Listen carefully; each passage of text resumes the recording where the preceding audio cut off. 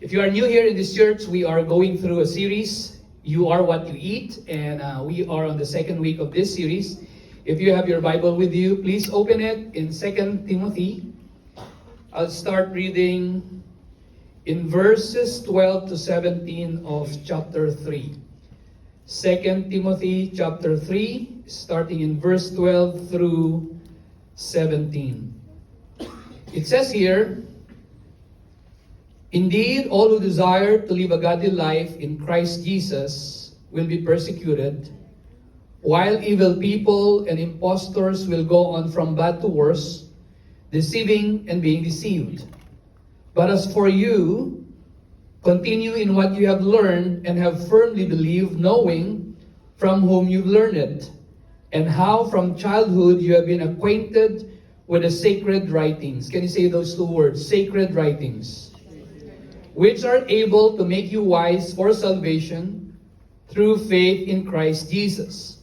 All Scripture is breathed out by God and profitable for teaching, for reproof, for correction, and for training in righteousness."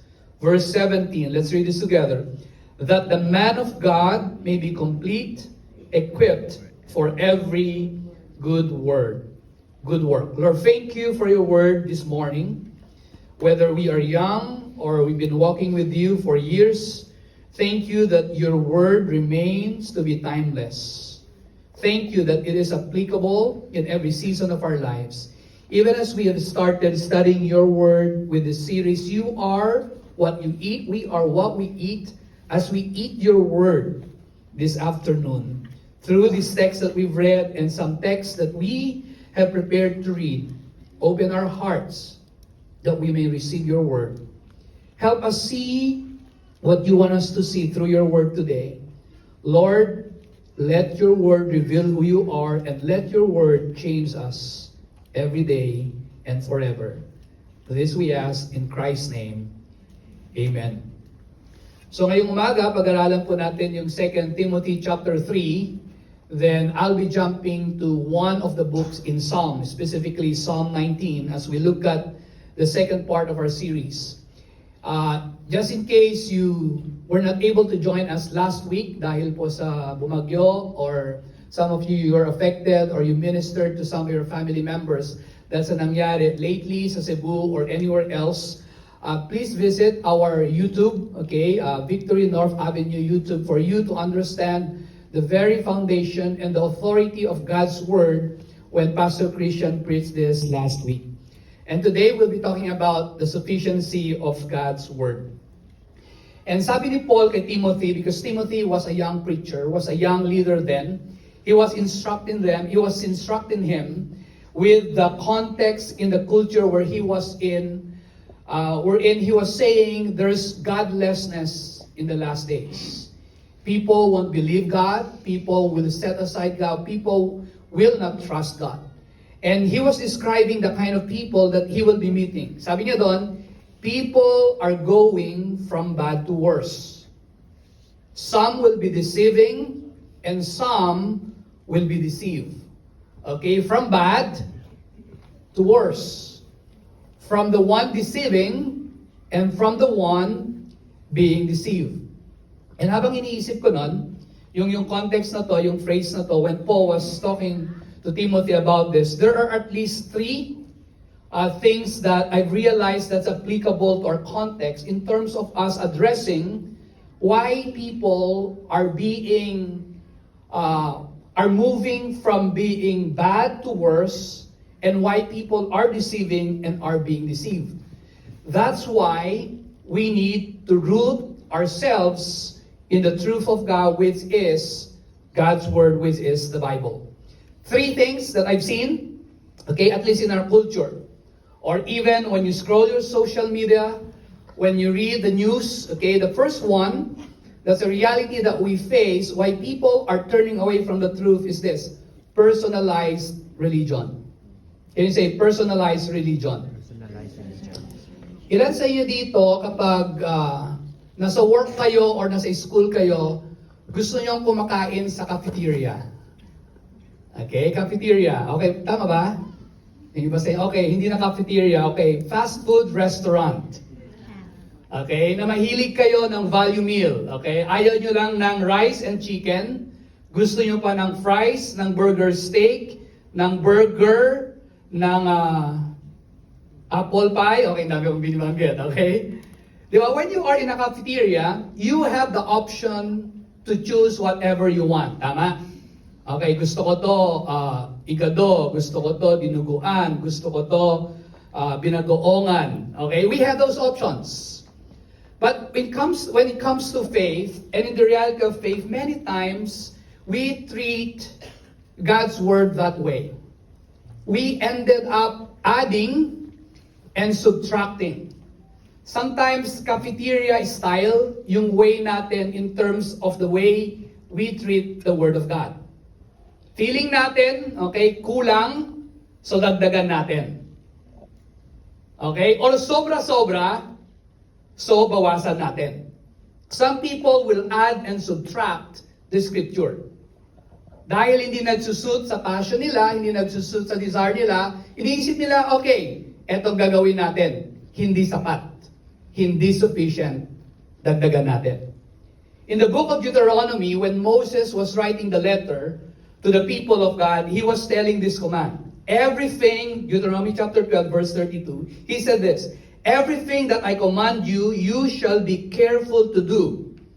You shall not add to it or take from it. You should not build your own religion, your own ways by removing and adding something to what was written. Okay, in the book of Revelation, sa end ng Bible, sabi doon, 22, I warn everyone who hears the words of the prophecy of this book. If anyone adds to them, can you say add? God will add to him the plagues described in this book. And if anyone takes away from the words of the book of this prophecy, God will take away his share in the tree of life and in the holy city which are described in this book. With the people of God in Deuteronomy, with those people in the context of the picture of the future, God was telling them, don't add and don't subtract.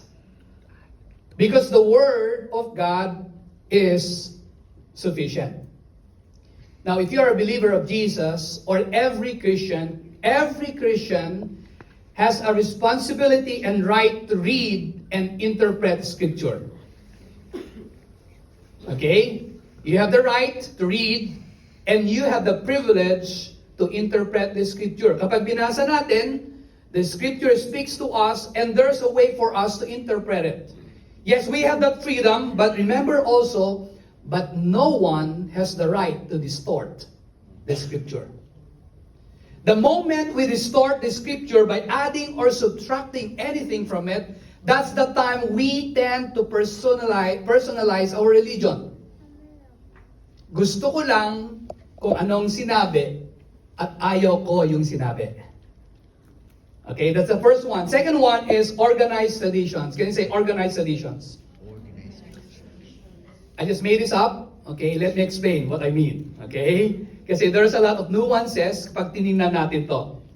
In Mark chapter 7, verses 6 to 9, when Jesus was talking to the Pharisees who were so good with the law, to the point they added everything, they added laws during that time, Jesus was telling them, he said to them, well did Isaiah prophesy of you hypocrites, as it is written, these people honors me with their lips, but their heart is from me. In vain do they worship me, teaching as doctrines the commandments of God. Verse 8, you leave the commandment of God and hold to the tradition of man. And he said to them, you have a fine way. Can you say, a fine way? Fine way. In short sa Tagalog, madiskarte kayo. Maparaan kayo, okay, kung paano kayo i-reject yung commandment ni God at kung paano nyo ine-elevate yung tradition nyo. What he was saying was this, more than trusting the word of God, you end up creating a tradition to the point that tradition becomes equal to the scripture. Not only that you end up making the tradition equal to Scripture, you are making tradition above the Scripture. In our context, what he was saying was this. Okay, sacred tradition is equal to sacred Scripture. Jesus was telling him, no, you have a fine way of doing that. That's not the Word of God. If you say that the Word of God is authority in your life, if you say that the Word of God is sufficient in your life, every tradition should be read in the lens of the Word of God. The things that you do, you look at it and say, what does the Word of God have to say about this? Well, some of you are saying, kinagis na ng iba eh. Kinagis na namin. Paano namin itatapon yan ng basta-basta? Let me tell you this. Wrestle with the Word of God, with the tradition that have been passed on in your life. There are good traditions that have been passed down to us, but the question is this, are those traditions aligned to what God is saying? Or are those traditions being lifted and the Word of God being thrown away and rejected? That's why Jesus was telling to the Pharisees, you have a fine way of rejecting what the Word of God says. It's as if you're saying the Word of God is not enough. Lastly, customized spirituality. Can you say customized? Customized. Mahilig ba kayo mag-shopping? Okay, yung iba hindi. Okay. Sabi ng mga husband, misis ko lang. Okay. Diba? Usually, di ba, kapag nag-shopping tayo or kapag meron tayong sariling tailor, usually customized yung gusto natin. It's something unique that fits us, right? Nung sinasabi ni Paul kay Timothy, yung situation nila, that's why Paul said in verses 12 to 17, okay, you guard whatever it is, and you protect and you continue on what you have learned. It's because during that time, people were customizing their faith in God. Okay, paano yun? Okay? Sabi ni Paul sa 2 Timothy chapter 3 verses 1 to 9, they are departing from their faith. And they were following the teachings of demons. They focus on personal gain. Instead of them pursuing the truth of God, they would say, let's use the truth of God to have what we want. Instead of wanting what God wants. In other version, it says there, they were twisting the Scripture to satisfy their desires and arguments. They have dangerous doctrines. They promote false doctrines. They were forbidding marriage or certain foods which are contrary to God's word. Huwag ka mag-asawa, huwag mong kainin yan. To the point that everything is outward stuff more than internal realities. And there were also people visiting every home telling them, God is not true. God is not real. Remove, add, and throw away God's word. It's possible for us to know God's word, yet we miss what He's saying. Holy Spirit, I pray that you will speak to us today. Even as we look at your word, help give us the ability to discern what you are saying. Thank you, God, that your word will be highlighted today. Whatever tradition, whatever mindset, whatever religion and the rules of do's and don'ts that we have set up in our lives that are not aligned to your word, I pray that you will break everything. And let your word be sufficient enough, be enough to change our hearts, because your word is powerful.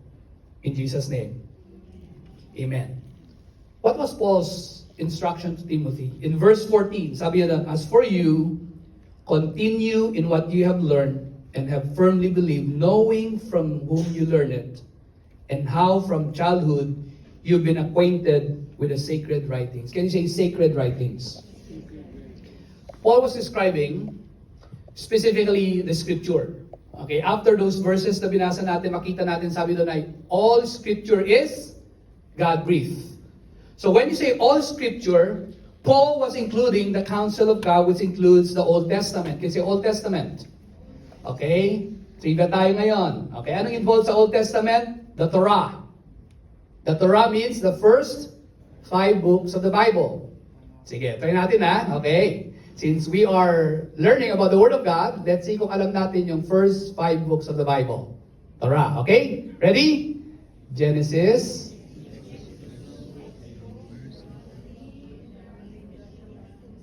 Okay. Genesis, Exodus, Leviticus, Numbers, and Deuteronomy. Okay, and there were also writings. And there were also prophets. Okay, wisdom, proverbs, and everything. It means, yung book of Psalm included. Okay, that's why Paul was telling Timothy, noong bata ka pa, alam mo na. Sinabi ng lolo mo, ng nanay mo, ng lola mo, at tinuruan ka ng magandang balita. Tinuruan ka ng sacred writings. So Paul was talking about that. And as we look at this, Paul was instructing Timothy, for you to counter godlessness in your days with personalized religion, organized traditions, and customized spirituality, let the Word of God be the authority, and let the Word of God be sufficient in your life, in ministry. What does that mean? What does it mean for us when we say the Word of God is sufficient?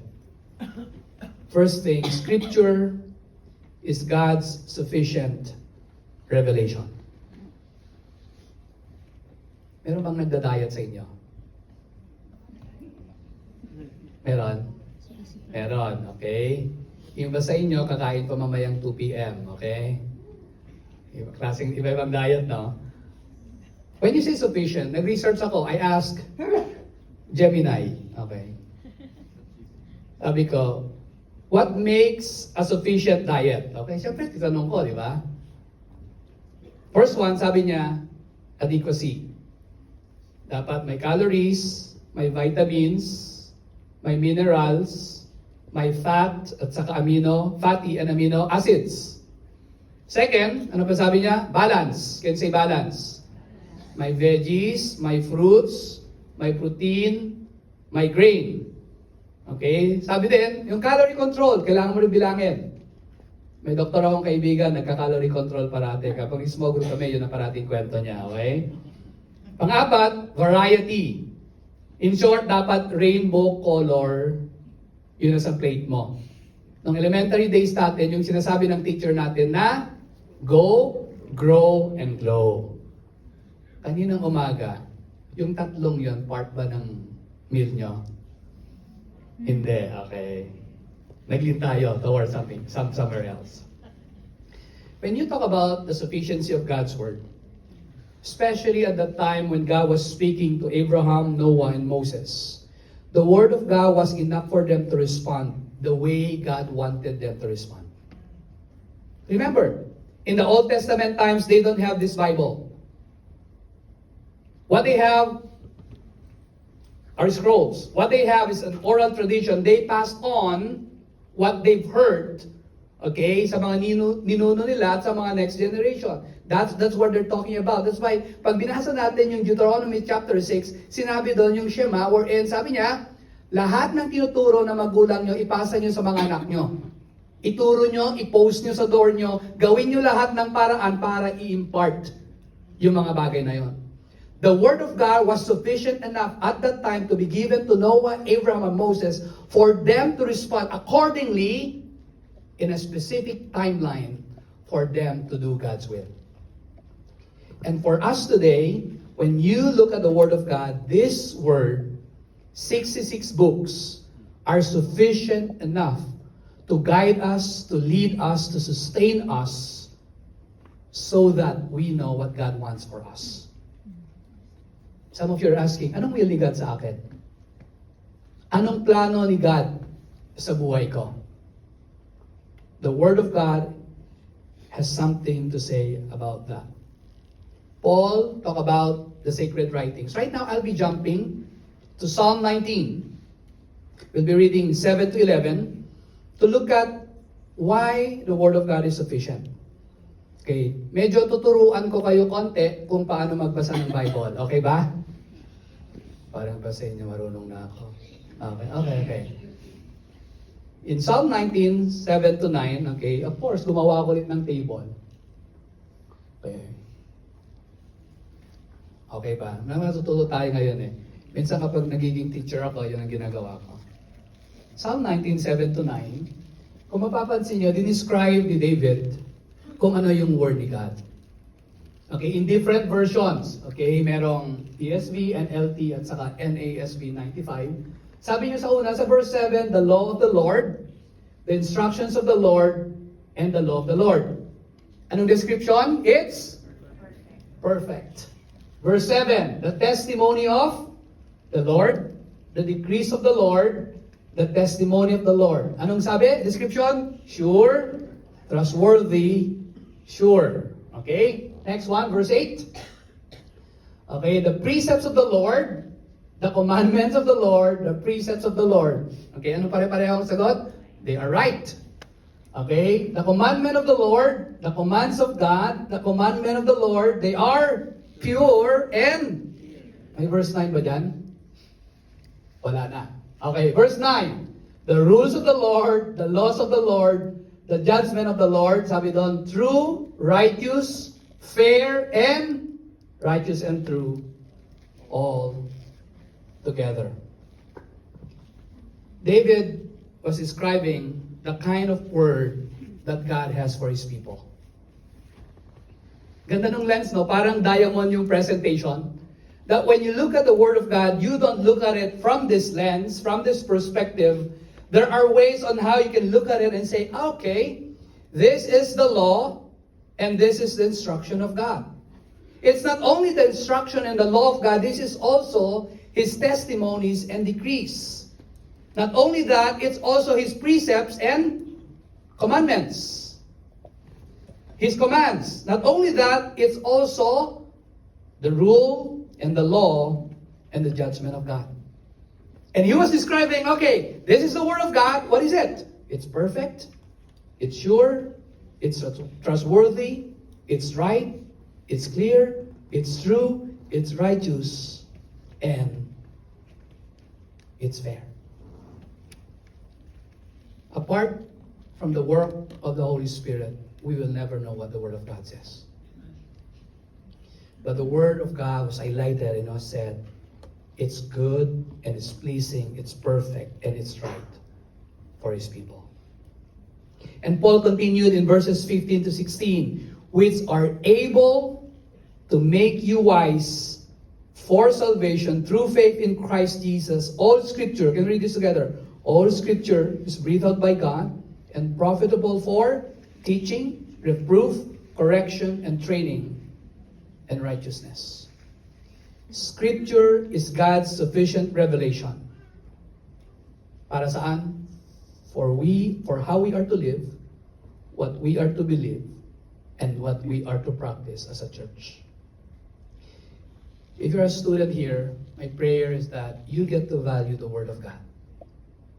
And ask yourself, what are the things that I'm believing that is not aligned to what the Word of God is saying? If you are a husband, you get to wrestle with the Word of God and say, how am I living out God's Word in my life? When I treat my wife, when I treat my kids. When I'm in a church, I'm involved in a church life, what kind of life does the Word of God is saying?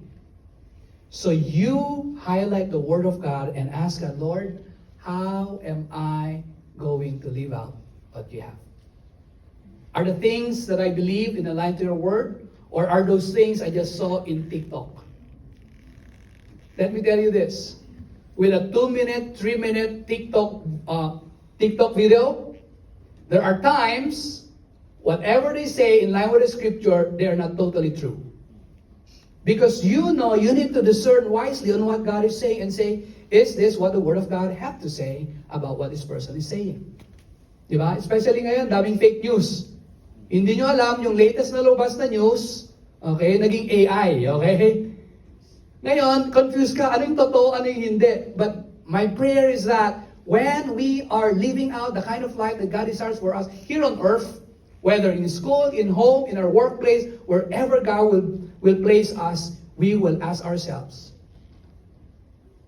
Lord, am I living out your word? Do I believe what you say? Am I practicing what this word is saying? In verses 7 to 8, in Psalm 19, okay, ang ganda ng description niya. Look at this. The second one. Look at that. Can we read those together? 1, 2, 3, go. The last one, the functions. Reviving the soul, restoring the soul. Making wise the simple, making wise the simple, making wise the simple. Next slide. Rejoicing the heart, bringing joy to the heart, rejoicing the heart, enlightening the eyes, giving insight for living, enlightening the eyes. We don't need to make the word complex for us to say we understand it. We just need to open it and ask, Lord, your word is sufficient. What is it doing in my life? God, my soul is restless today. What is it, the word that you have? What is a promise that you have for me to make my soul calm?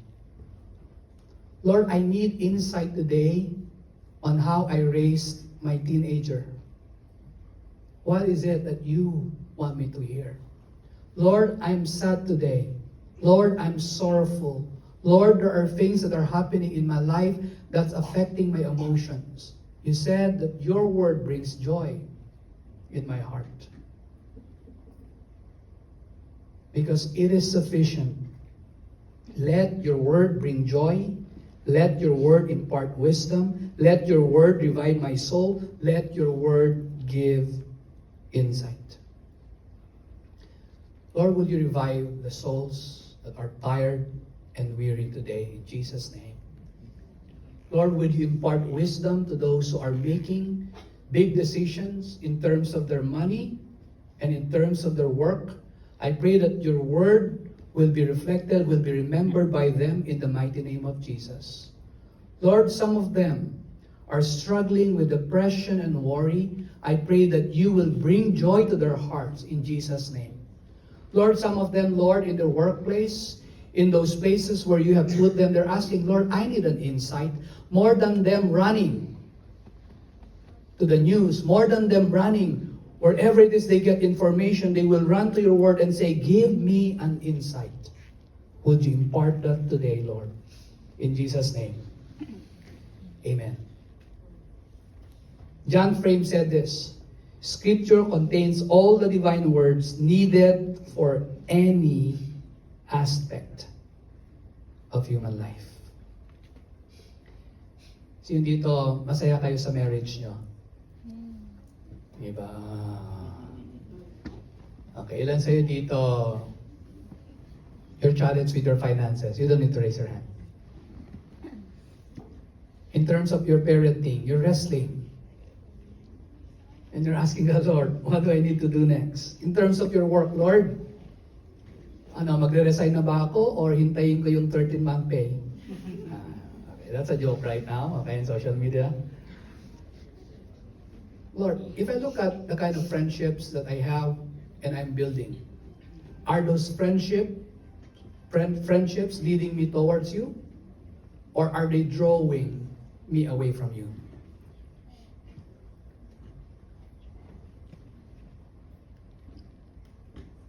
In every decision we make, because we know that the Word of God is sufficient, we ask always, Lord, in my marriage, in my parenting, in my finance, in my work, in my friendship, in my ministry, we ask, what does your Word have to say about all of this? 2 Timothy 3 verse 17. It says there, that the man of God may be complete, equipped for every good work. Lastly, Scripture is God's sufficient revelation for how we are to live, what we are to believe, and what we are to practice as a church. So it is to be trusted and obeyed. So it is to be trusted and obeyed. In verses 10 to 11 of Psalm 19 in the New Living Translation, sabi niya doon, they are more desirable than gold, even the finest gold. They are sweeter than Splenda. Okay. Even honey dripping from the comb. They are a warning to your servant, a great reward for those who obey them. Ganda ng pagka-describe ng psalmist, no? They're better than gold. They're sweeter than honey. They are worth it. They are valuable. One of the leaders of our church once told us a story. And pumunta siya sa Baguio. And every time na sa Baguio siya, usually every morning, tumatakbo siya. Okay, I think it's in the area of the hotel. And one time, may nakasama siyang 80-year-old na babae. Walking. And he was so curious. Kasi sabi niya, ang ganda ng physique ng katawan, ang likse habang naglalakad. And that leader asked that old lady, that 80-year-old lady, okay, with this question, what is your secret to a long life? Anong regimen mo? Bakit mahaba yung buhay mo? Anong sagot? Sabi ng lola, daily walks and diet of root crops. Daily walks and diet of root crops. Diet of root crops and daily walks. If you would relate to what David said in verses 10 to 11, he said this, it is more desirable. And he said, it is to be kept and it is to be obeyed. When we know that the Word of God is sufficient, we're saying it is desirable and it is to be obeyed. You're starting your walk with God right now, and you don't know how to begin your walk with God by opening your Bible. Start it by His Word and by doing these two things. The first one is dig into the Word of God. Can you say dig in? Okay, it's an expression. Okay, dig in. You are what you eat. Dig in. Okay, dig into the Word of God. How can you do that? Read a specific book. Okay, maybe some of you, you're new. Open the book of Mark. Okay, kung nabibilisan kayo kay Mark, dahil ang dami niyang words na immediately, okay lang. Pwede mong bagalan yung pagbasa mo. Okay? Kung gusto mo, sobrang interested ka sa Revelation, di ka pa nakaget over sa dati nating series last time, pwede mong basahin yung Revelation. In short, read a specific book. Or Proverbs.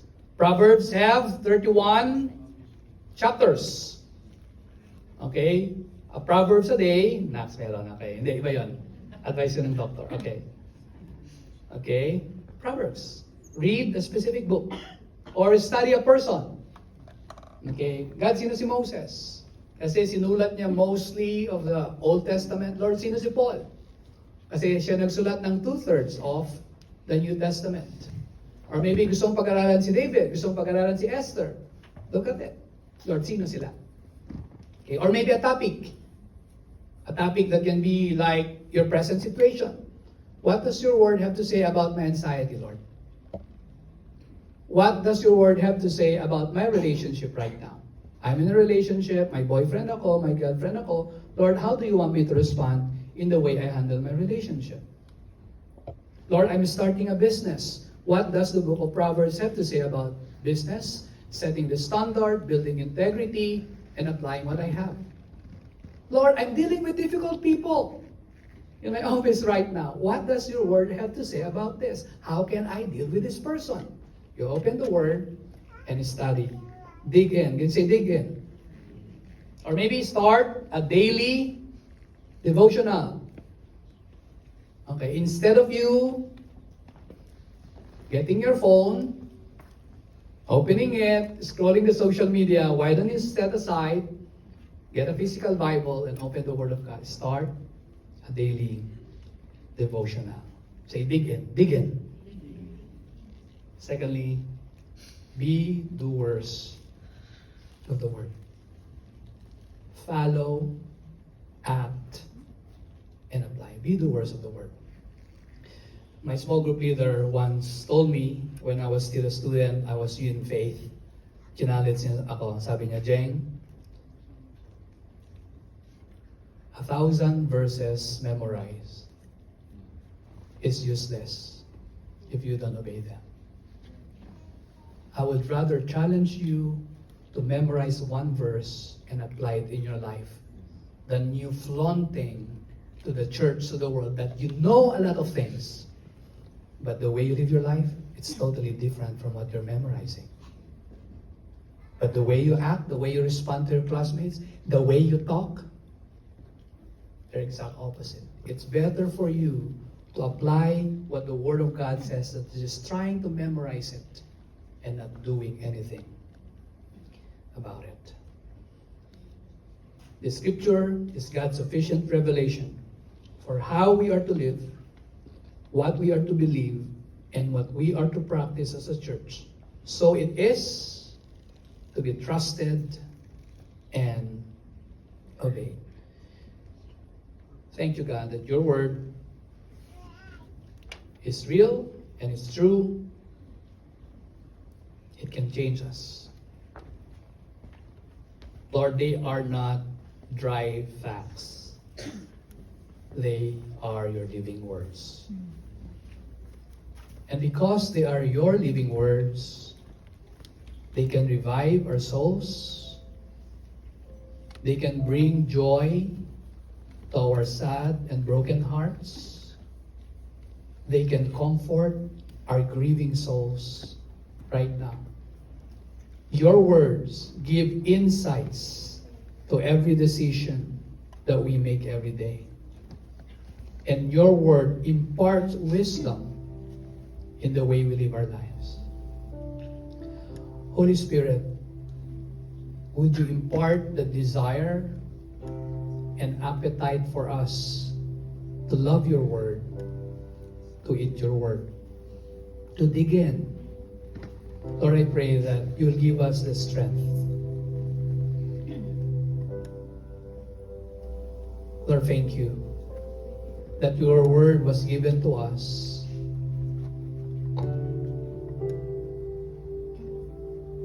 by the people before, by our church fathers. And they've been brought to us through our parents, through our friends, and through the people who have invited us in the church. Whether we've been walking with you for years,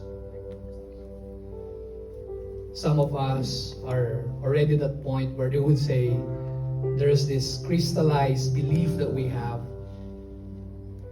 that we are so hard not to change already the practices, the way we used to do things. But I pray that you will soften our hearts with those crystallized practices that we have a hard time letting go.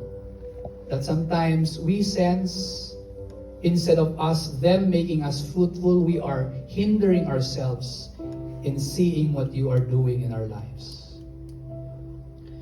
Lord, I pray that we will be able to discern. To discern means to know your perspective in the way we counter our culture. Lord, we say today, if there were seasons in our lives where we ended being selective to your word, sometimes pick and choose, mix and match yung way, yung treatment namin sa word mo dahil feeling namin hindi siya sufficient. Lord, we're sorry. I pray right now that we will be able to see you in your word, and through the help of the Holy Spirit, we'll get to know you, God. Lord, help us not to add, not to subtract anything to your word. But we will be people of the word who will embrace your truth and challenge all the wrong beliefs, all the dead traditions, all the things that we have known in the past, so that your word can set us free. You said in your word can sanctify us. Your truth can change the way we think. Your truth can change the way we live our lives. We surrender every wrong belief. We surrender even this life that we have that is not aligned to your word. Help us walk towards you with your word, with the help of the Holy Spirit, so that we will grow with you. We want to become the people you have called us to be. We don't want to become the people we call ourselves. We want to be the people that you have called us to be. According to your word, according to your promise, according to your plan, according to your will, according to your goodness, according to what you have said, according to your very word. Lord, whether we are a student, a parent, in a relationship, working, leading, Lord, thank you, God. I sense that some of you today, you are in the brink of making decisions. And you're asking, God, I need wisdom. Let me pray for you. God, I pray that you will give them wisdom right now.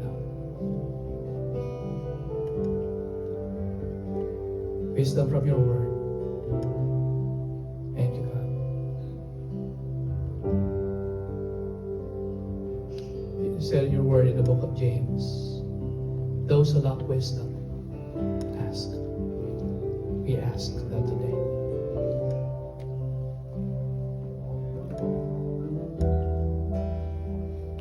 Lord, thank you that some of them are asking, Lord, I need a sign. But there are times stepping out in faith. It's just a way for them to see what you want to do. As long as it is not a sin, God says, take it. Step out in faith. Trust me in this. Trust me in this. As a person or two, today you are facing a difficult situation.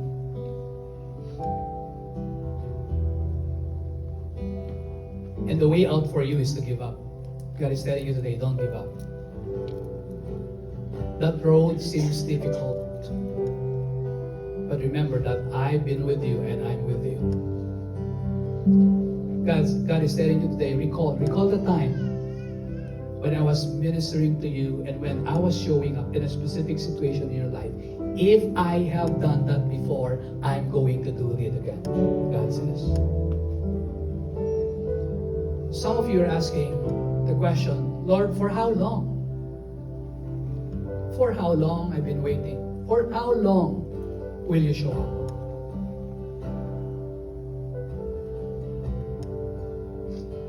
God is affirming you today, I'm imparting patience in your life. Because this long suffering, this bearing that you have, it will form your character. Don't give up, God says.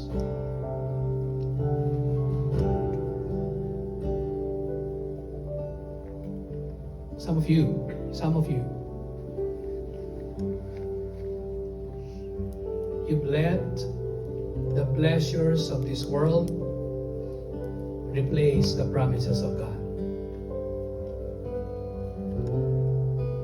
That pleasure looks good today, it tastes good today, but it doesn't satisfy you. And God says, give that up. Give that up and let my word, let my promise sustain and refresh me, because my word is sufficient, God says. No matter what you try to do, you cannot fill your souls. Wait, one more thing. Your heart seems at the right ground. It's dead.